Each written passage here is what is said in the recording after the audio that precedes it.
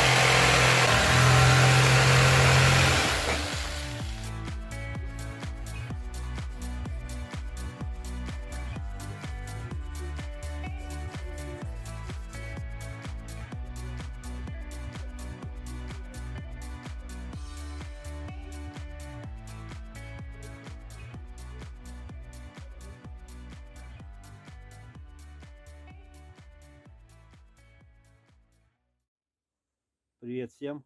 Сегодня 30 декабря, и я продолжаю установку воздушного фена на свою машину. Сегодня у нас немножко теплее, чем вчера. Уже не 16, а минус 14. Старый спальник я разобрал, убрал задние сиденья, утеплил пол и положил вот такую фанеру. Фанеру я покрыл защитным воском для защиты от влаги и прикрутил ее на штатные болты.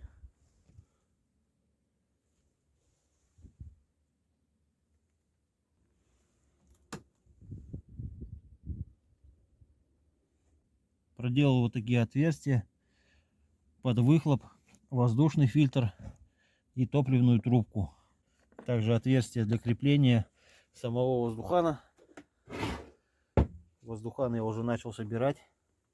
Установил резиновую прокладку и монтажную пластину. Так, это у нас топливная трубка, это воздушный фильтр, глушитель. Так, монтажные принадлежности.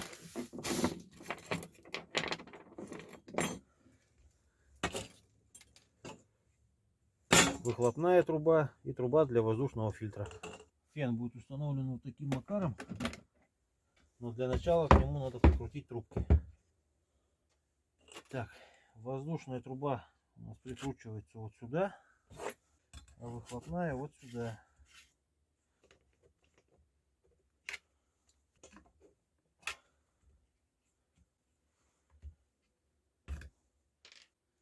А вот для топливной трубки почему-то хомутов нет. Наверное, это сделано в надежде, что оно будет само крепко держаться.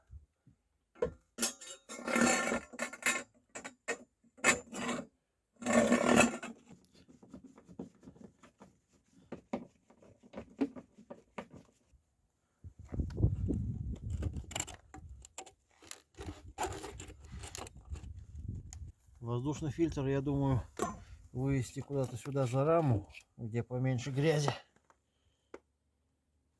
Выхлопную тоже можно где-нибудь здесь присобачить, даже вот на штатное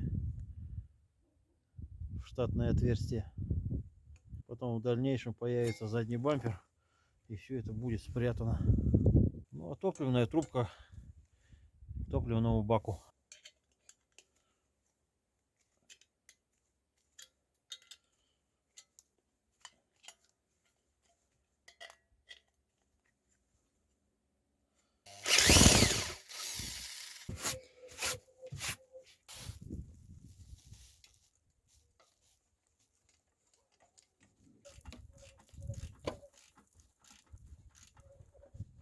Вот так приделал выхлоп. Вроде нигде не задевает, тарабанить не должен. Теперь надо закрепить воздушный фильтр. Загнал крокодила на яму. Гаража нет, зато есть яма. Для удобства монтажа топливной системы. Сейчас будем искать место, куда прицепиться. Так, для подключения к топливной системе нам понадобится топливный насос, топливный фильтр. В комплекте шел вот такой, но как-то он там внутри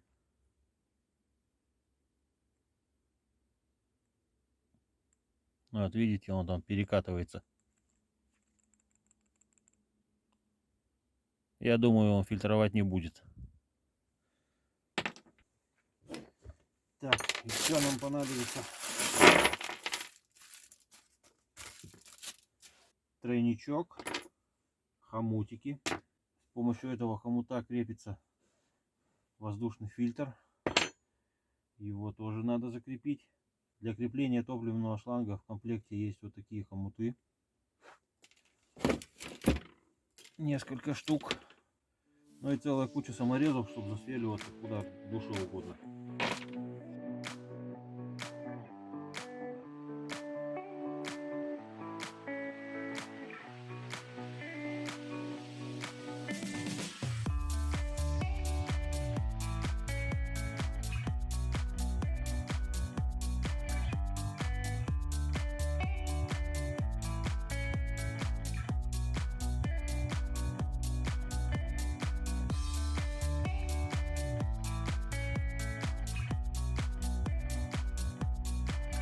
Нашел подающую магистраль на ТНВД. Тройничком врезался в нее. Дальше фильтр, насос. И пошел дальше. Питаться он будет от двух вот таких вот аккумуляторов на 12 вольт 40 ампер. 2 по 40 получается 80. Я думаю, 80 ампер, например, на целую ночь холодную вполне хватит. Сейчас на пробу подключим и посмотрим, работает эта система. Я только сейчас понял, что все хомуты я потратил на топливную магистраль, а тут, оказывается, еще есть провод для подключения насоса. И его также надо как-то просунуть под машину.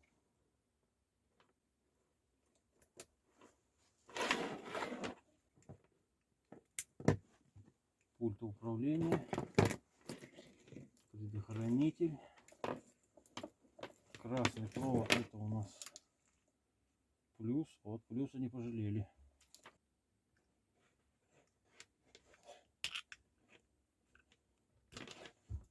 Это минус, можно сразу нацепить.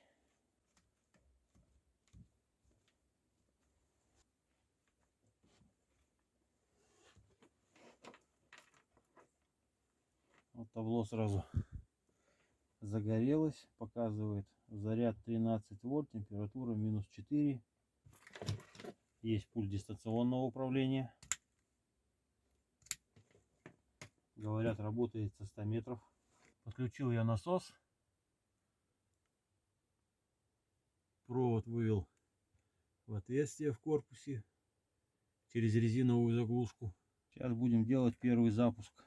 Так, разобраться только надо.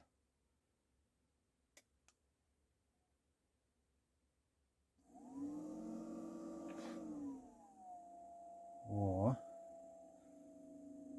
вентилятор заработал. Должен заработать насос, прокачать топливо. Так вот, заработал насос. Пытается сосать топливо. Я думаю, надо завести машину, чтобы она протолкнула топливо.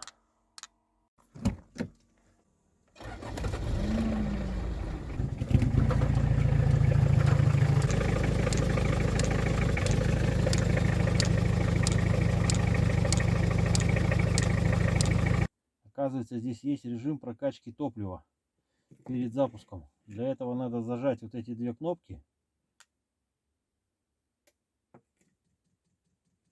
На экране появляется иконка насоса. Но если вы слышите, насос заработал. Но есть одна муторная тема. Его надо держать постоянно. Отпускаешь, насос перестает качать.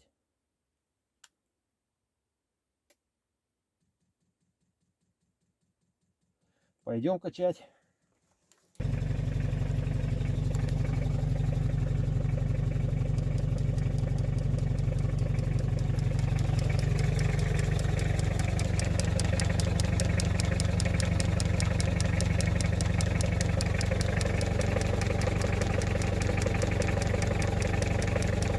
Вот видно, что топливо уже подошло к фену.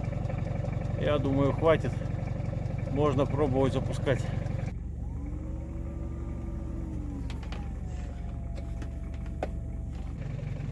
Как будто маленький автомобильный выхлоп. Да, как будто машина работает. Так. Ну, что-то задымилось. Воздух уже не холодный. Но поперло. Сейчас посмотрим, что у нас с насосом.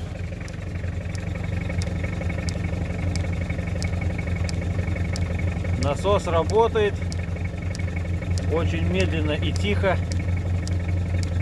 Я думаю, машину можно заглушить. Ох, ни хрена себе тут звук взлетающего самолета. Вот такая тема.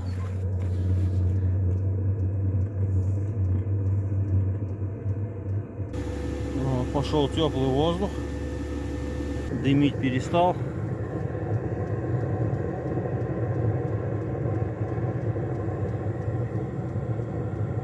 Просто идет теплый выхлоп, даже горячий. Ну, здесь такой. Надо принести градусник. Градусника я, к сожалению, не нашел, чтобы показать, какую температуру он выдает. Но поверьте мне, жарит он отлично. Вот сейчас он стоит на минимуме. То есть тут 5 скоростей, как я понял. Сейчас он стоит на первой. Вот я подставляю руку, дует горячий воздух. Но вот начинает уже поджигать пальцы. Пока терпимо, но не будем терпеть. Мы не мазохисты, садомазохисты. Включаем вторую скорость. Вот слышно, что вентилятор начинает быстрее крутиться. Есть небольшая вибрация. Вот температура та же, просто дует быстрее. Давайте сейчас врубим на полную катушку. Даже 6 скоростей. 6 скоростей, он 2 красных точки, то есть это пиздец, тут сейчас жарить начнет.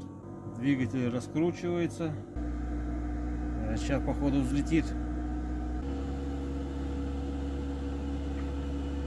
Видали, что делать? Блин, он до сих пор раскручивается. Но это как отлично работающая печка в машине. Рука не терпит. Но когда он работает на полную катушку, я думаю, спать в машине будет некомфортно. Если только ты очень сильно хочешь спать. Потому что шумит он прилично. Ну или куда-то его надо ставить. Изолировать от ваших ушей. Ладно, давайте убавим до единички. А когда он работает на минимуме, то вполне себе тихо. Можно сказать, его даже и не слышно. Вот нашел вот такой градусник. Внешний датчик поставил на выходе из отопителя. Вот показывает 70, но 70 это предел самого градусника. То есть дует он намного, ну не намного, может быть градусов 80 он выдает. В салоне сейчас показывает минус 0,6, 0,7, ну минус 1 градус. Это при том, что двери багажника открыты и на улице минус 11. В салоне, но вот наверху прям рукой чувствуется, что тепло. Если закрыть двери, я думаю, он нагреется. Надо, чтобы было минус 20 или минус 30, вот тогда можно будет экспериментировать. Выхлоп вот так вот дымит потихонечку. Надо будет покупать трубу, еще одну, чтобы можно было сюда цеплять ее и куда-то выводить в сторону, чтобы не дымил здесь под дверью. Ну что, фен установлен, цель достигнута на сегодня. Я очень доволен. Все работает, все функционирует. Дальше я продолжу облагораживать салон. Буду делать новый спальник со всеми удобствами.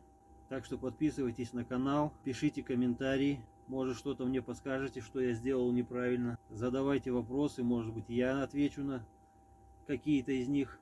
Ставьте палец вверх и не забывайте нажимать на колокольчик. Это когда выйдут мои новые видео, вас об этом оповестят. Всем пока!